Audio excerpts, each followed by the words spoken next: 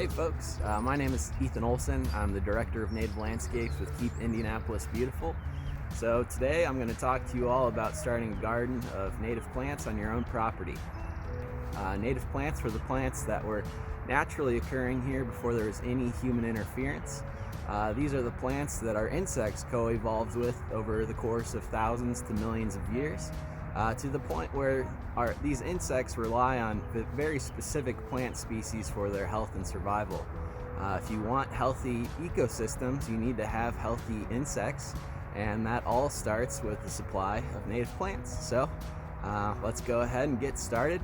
You can see the area behind me. It's just kind of turf grass with a nice black gum tree in the middle. I'm going to create a little garden of native plants around that tree. So before we put our shovels in the dirt, it's usually a good idea to put some pen to paper and figure out what kind of native planting you'd like. There's multiple different kinds of native plantings that you can install on a residential property, including rain gardens, natural prairies, or ornamental plantings. You'll notice I didn't mention butterfly gardens or pollinator gardens because really any landscape that has native plants will bring pollinators, butterflies, bees to your yard. Today I'm going to focus on creating an ornamental planting. For you, you'll want to look at your yard and figure out where you'd like to see a planting. Try and visualize that space. Once you have a site selected, you'll need to measure that and mark it. I recommend using a tape measure or some other measuring device. Then you can mark it using really anything you have available to you, string, stakes, rocks if you have them, but I'm going to use spray paint today. So once you've measured your planting area, it's time to figure out how many plants you're going to be installing. For that, I recommend using an online plant calculator.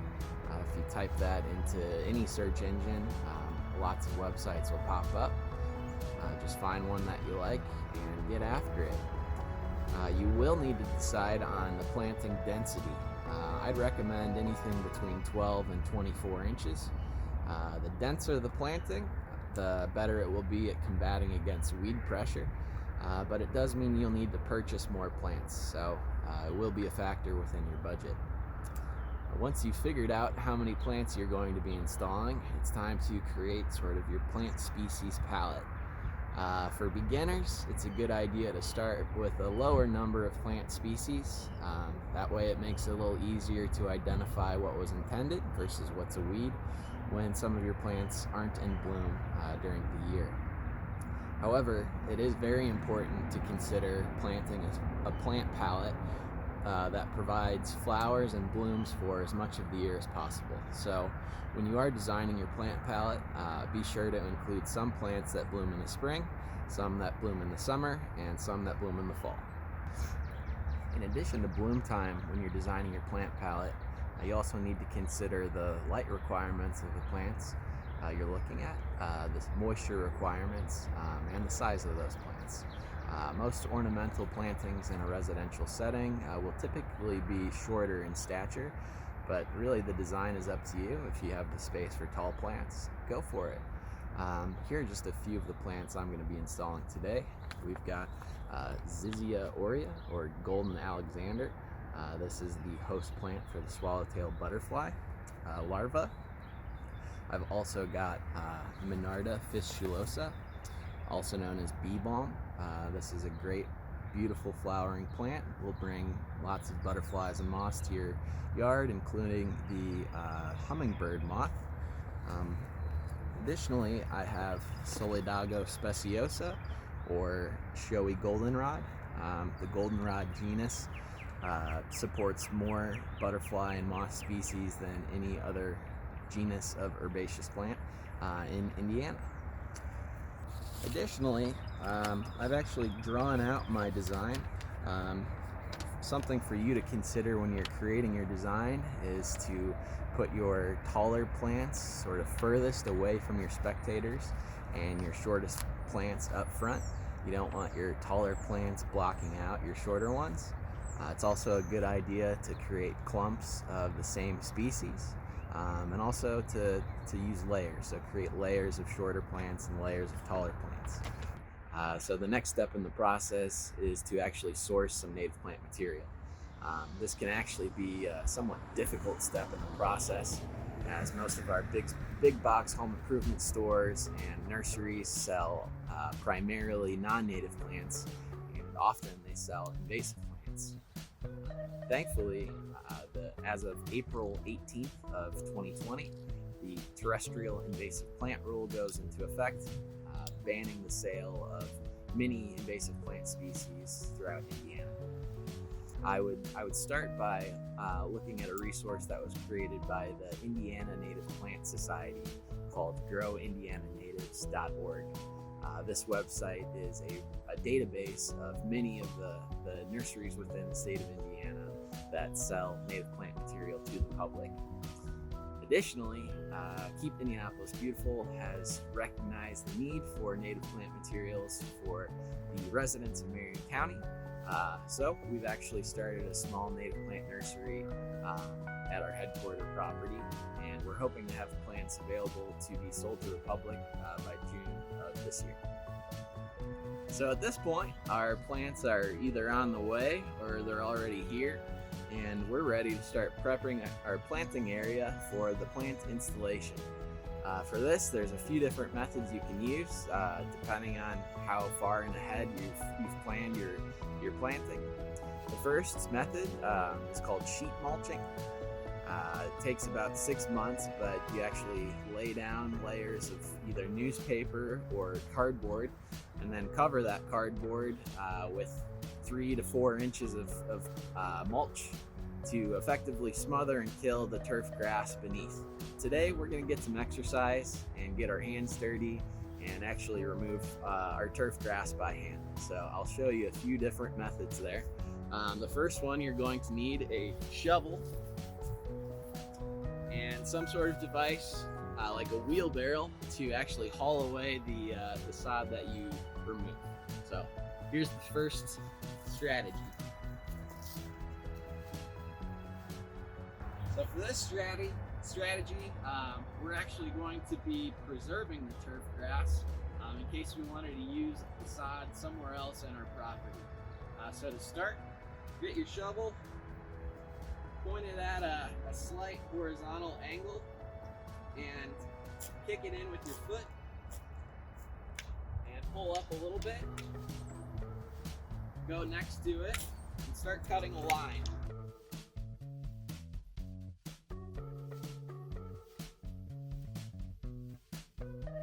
Next, you'll actually move to the other side and cut a parallel line, probably about 6 inches apart.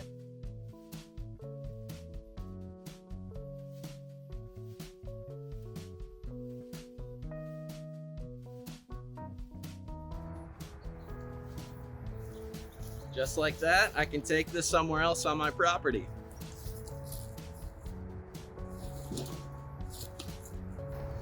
So the second method is a little bit faster, and it can be used if you're not trying to preserve the turf grass for another project. It does require the use of a pickaxe, but it's really good if you have a lot of turf that you need to take up. The strategy is pretty simple. Use the flat end.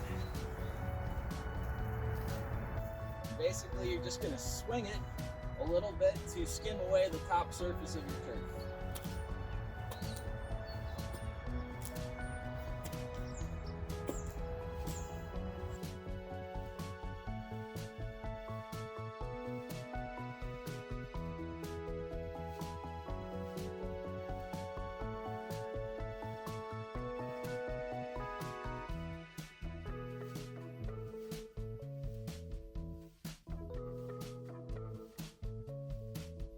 All right, as you can see behind me, we've prepped our area for planting. So the next step is an easy one.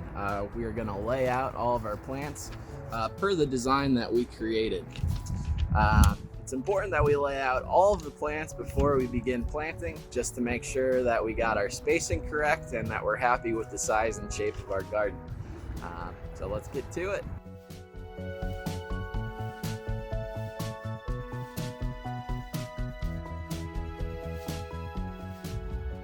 folks, as you can see, we've got our plants laid out. My spacing's a little tight, ranging between 8 to 12 inches depending on the layer, but we're ready to begin planting. So the first thing we're going to do is use a tool like a soil knife or a small trowel. We're going to dig a hole that basically matches the size of the container that we're planting.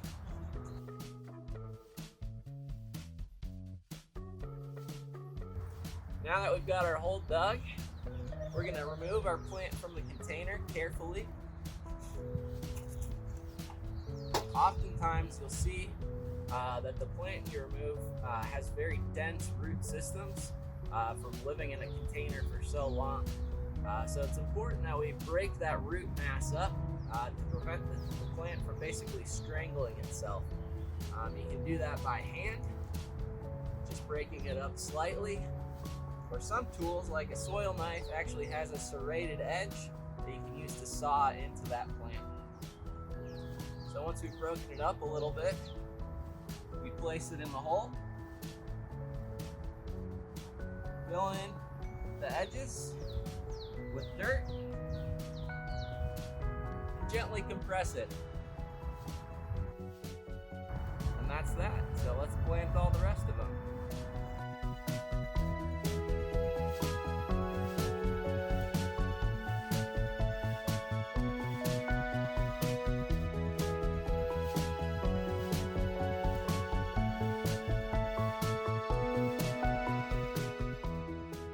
We got all the plants in the ground, finished planting. Next step is to mulch the planting to prevent some weed growth and to help retain moisture in the soil. We're going to be putting the mulch down to about 3 inches in depth, and then we're going to water it in until the mulch and the soil below is thoroughly soaked.